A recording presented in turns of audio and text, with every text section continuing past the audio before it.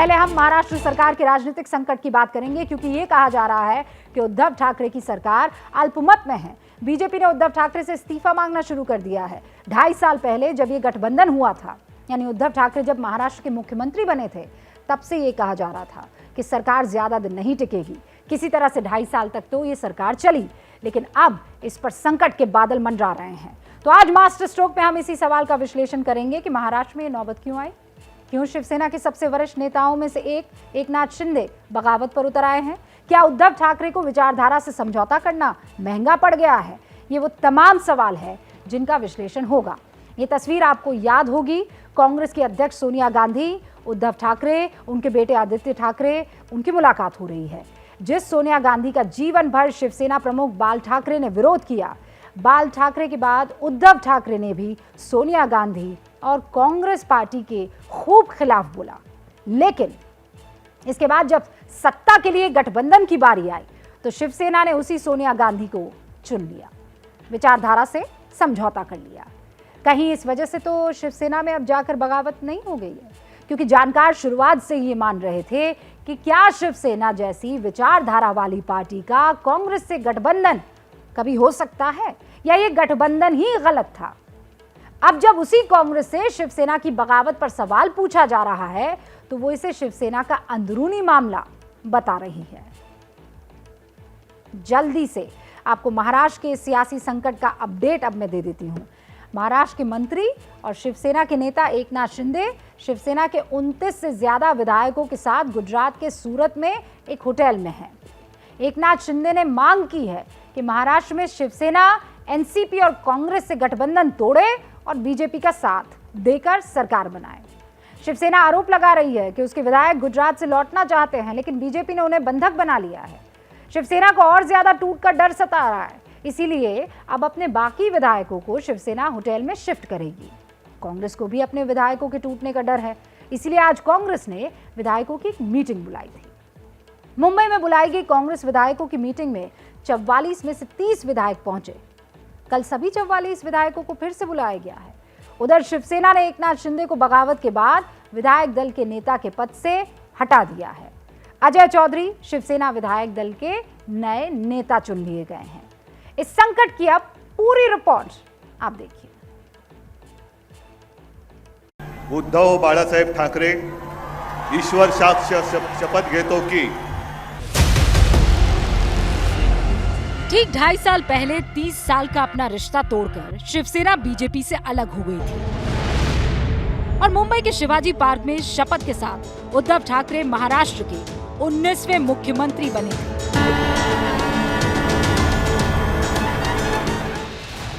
तब भी महाराष्ट्र की राजनीति में खूब ड्रामा हुआ था, दांवपेच हुए, लेकिन आखिरकार जीत उद्धव ठाकरे की हुई।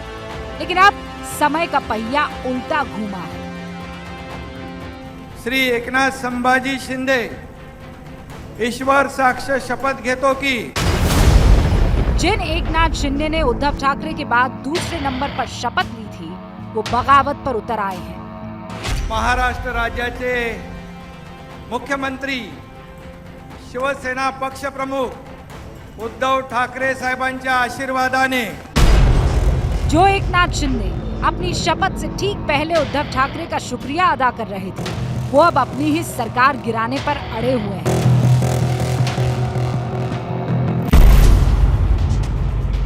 गुजरात के सूरत के इसी मेरिडियन होटल में इस वक्त एकनाथ शिंदे के साथ महाराष्ट्र के 29 विधायक मौजूद हैं। सूत्र बता रहे हैं कि कुछ विधायक कल रात पहुंचे, जबकि कुछ एकनाथ शिंदे के साथ सड़क मार्ग से आए हैं और रात में ही सूरत पुलिस को यहां सुरक्षा इंतजामातों के लिए निर्देश भी दे दिए गए।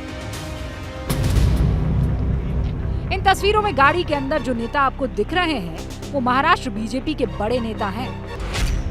नाम है संजय कुटे, जो महाराष्ट्र के जलगांव से विधायक है और बीजेपी के उपाध्यक्ष भी हैं। वो सूरत में मेरिडियन होटल के अंदर आज बागी विधायकों से मिले। लेकिन यहाँ भी हंगामा मचा है। ये सूरत का सिविल अस्पताल है। यहाँ पुलिस इसलिए तैनात है क्योंकि यहाँ एक शिवसेना विधायक नितिन देशमुख का इलाज चल रहा है।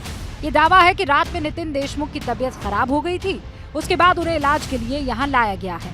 अस्पताल के जिस रूम में नितिन देशमुख मौजूद है, वहां मीडिया को जाने से रोका जा रहा है। नितिन देशमुख को बागी बताया जा रहा है। दूसरी तरफ महाराष्ट्र के अकोला में उनकी पत्नी ने अपने पति की गुमशुदगी की रिपोर्ट पुलिस में दर्ज कराई है। शिवसेना सांसद संजय राउत ने बड़ा दावा करते हुए कहा है कि नितिन राउत के साथ गुजरात में मारपीट की गई, जिसके बाद उन्हें होटल में हार्ट अटैक आया। नितिन देशमुख है, उनको इतनी मारपीट हुई, वो वहां से भाग रहा था मुंबई में आने के लिए, तो उनको इतनी मारपीट की है गुजरात के पुलिस और वहां के ऑपरेशन कमल वालों के गुंडों ने। अब उनको हार्ट अटैक आ गया और उनको अस्पताल में भर्ती किया है। आज सुबह से मुझे वहां से 4 या 5 फोन आए हैं विधायक के, वो यहाँ किडनैप करके लेकर आए। हमें मालूम नहीं क्या हो रहा था। हमको एक जगह पर थाने में खाने को बुलाया, डिनर के लिए बुलाया और हमको गाड़ी में डालकर यहाँ लेके आए। हमारे यहाँ से आप छुटका करो, छोड़ दो यहाँ से। उनके फैमिली के लोग परेशान हैं। उसमें से कुछ लोगों ने तो पुलिस में कंप्लेंट लॉन्च की है, अपने हस्बैंड अपने बाप की किडनैपिंग की। संजय राउत यही नहीं रुके, उन्होंने एक और बड़ा आरोप लगाया। कहा कि उन पर ईडी के छापों के दौरान ये दबाव डाला गया था कि सरकार गिरा दो, लेकिन उन्होंने ऐसा किया नहीं। उनकी मजबूरी भी मुझे मालूम है। ईडी और सीबीआई ने हमको भी प्रेशर में लाया, लेकिन हमने पार्टी नहीं छोड़ी। ये सरकार आप गिराओ। मैंने तो वेंकैया नायडू जी को लेटर भी लिख कर बताया है कि महाराष्ट्र की सरकार जो है वो गिराने में हमको मदद करो, नहीं तो आपको ईडी आपके ऊपर एक्शन लेगी। ये मुझे भी बताया गया है। उस बारे में मैंने पूरा डिटेल में लिखा है, लेकिन मैंने मेरे पार्टी के साथ गद्दारी और बेईमानी नहीं की। ठीक है, चाहे आप मुझे जेल में डाल दो, एक्शन ले लो, पार्टी होते मेरी माँ है, पार्टी शिवसेना मेरी माँ है, हम उनसे गद्दारी नहीं करूंगा। कुछ लोग दबाव में आ सकते हैं, आ गए हैं। एकनाथ शिंदे जैसा पुराना और बड़ा शिव सैनिक ये कदम उठा रहा है, तो फिर उनकी ऐसी क्या मजबूरी रही होगी? और जब एकनाथ शिंदे ने यह कदम उठा ही लिया है, तो फिर जानकार ये मान रहे हैं कि शिवसेना को इससे बहुत बड़ा नुकसान होने जा रहा है। इसका शायद उन्हें अंदाजा भी नहीं है। एकनाथ शिंदे का बेटा सांसद है, श्रीकांत शिंदे शिवसेना से सांसद है। एकनाथ शिंदे पार्टी छोड़ेंगे। लोकसभा में 3 सांसद शिवसेना के भाजपा के संपर्क में है। श्रीकांत शिंदे शिवसेना छोड़ के भाजपा का दामन थामेंगे। इसका बेनिफिट भाजपा को आने वाले राष्ट्रपति चुनाव में होगा। इसके अलावा मैं आपको बता दूं, बीएमसी के चुनाव भी ड्यू हैं। ठाणे म्यूनिसिपल कॉर्पोरेशन के चुनाव होने वाले हैं, तो शिवसेना को बीएमसी से भी हाथ धोना पड़ेगा।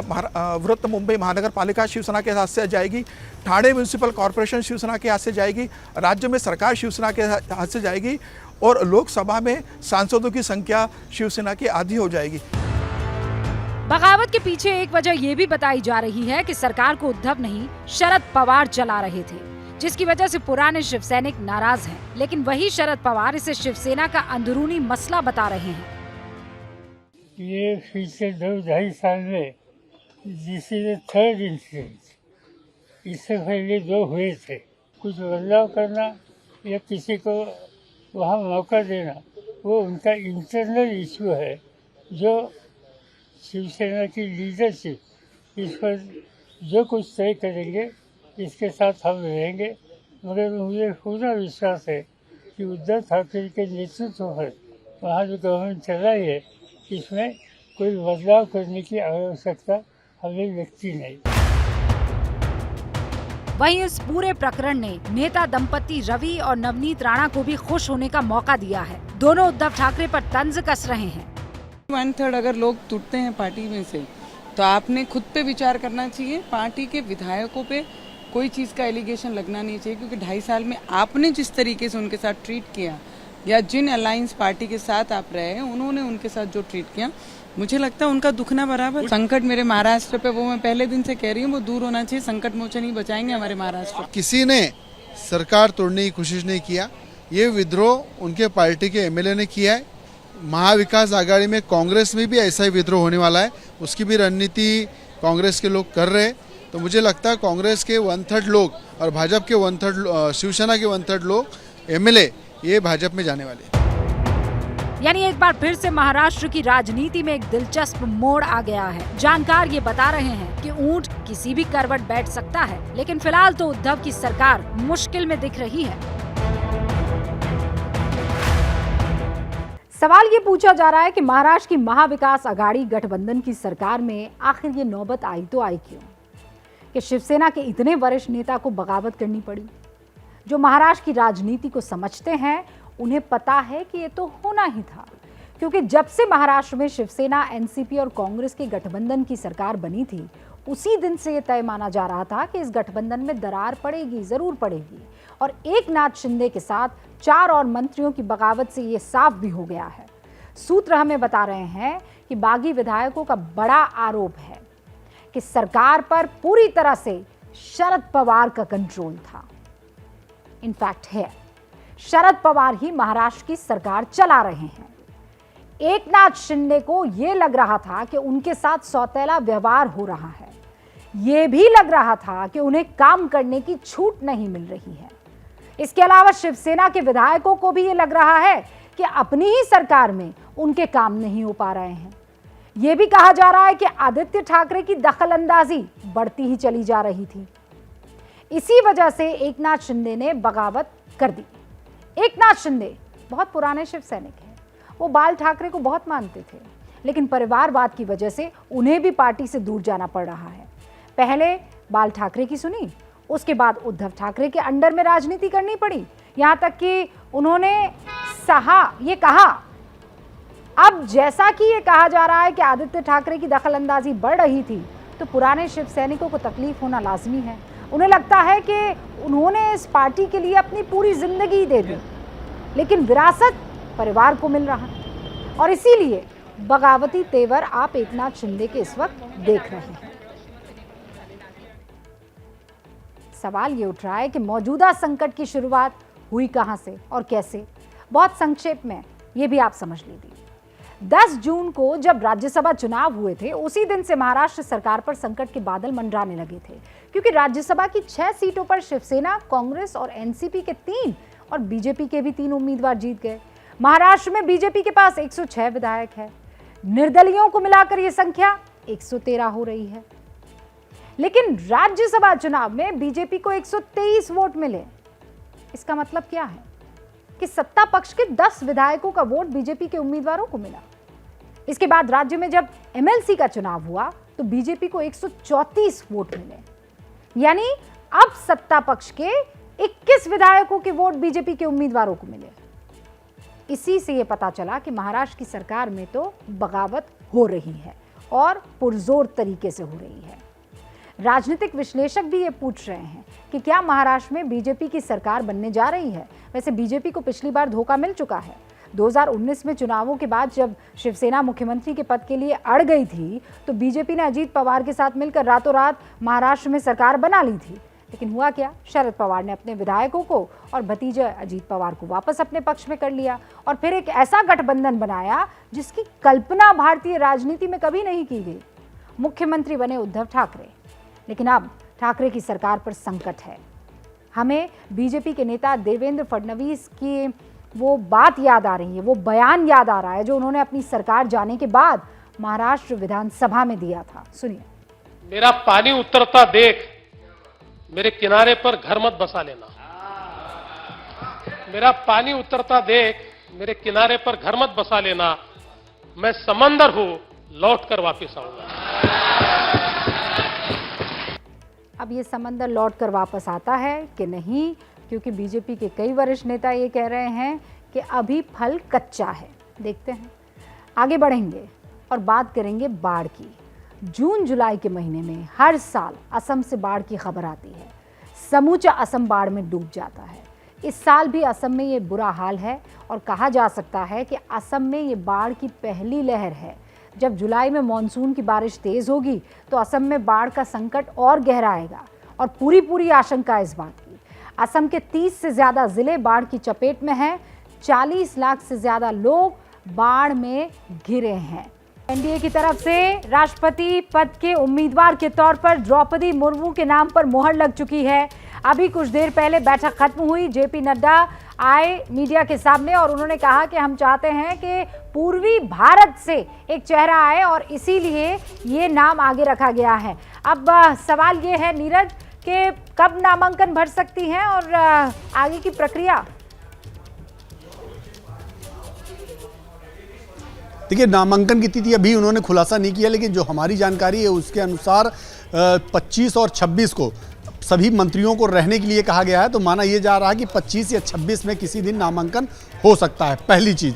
दूसरी जो सबसे बड़ी चीज़ है यहाँ पे ये है कि संभावना इसकी सबसे ज़्यादा है कि 25 को ही नामांकन हो जाए, क्योंकि 25 की रात 26 को प्रधानमंत्री नरेंद्र मोदी देश में नहीं है, बाहर है, इसलिए माना जा रहा है कि 25 को ही ये नामांकन हो जाएगा। तो पहली बड़ी खबर, और जो कि एक दिन पहले ही एबीपी न्यूज़ ने इस बात का खुलासा किया कि भारतीय जनता पार्टी ने सभी मंत्रियों को 24 और 25 को दिल्ली में रहने के लिए कहा है। तो एक तो बिल्कुल तय है कि 25 में हो जाना चाहिए नामांकन द्रौपदी मुर्मू का। दूसरी जो सबसे बड़ी बात है, भारतीय जनता पार्टी ने कल जैसा पहले भी हम ये बात कह रहे थे कि भारतीय जनता पार्टी की जो नज़र है वो जो 47 एसटी सीटें हैं, एसटी आरक्षित लोकसभा की सीटें हैं उस पे है, और करीब 70 से ज़्यादा ऐसी सीटें हैं जहां पर आदिवासी बाहुल बहुत सारे वोटर्स हैं। और ऐसे में भारतीय जनता पार्टी ने बहुत ऐतिहासिक कदम फैसला जो है लिया गया है, वो कदम उठाया गया है। नीरज, वक्त की कमी है, लेकिन बहुत बहुत शुक्रिया बड़ी जानकारी हम तक पहुंचाने के लिए।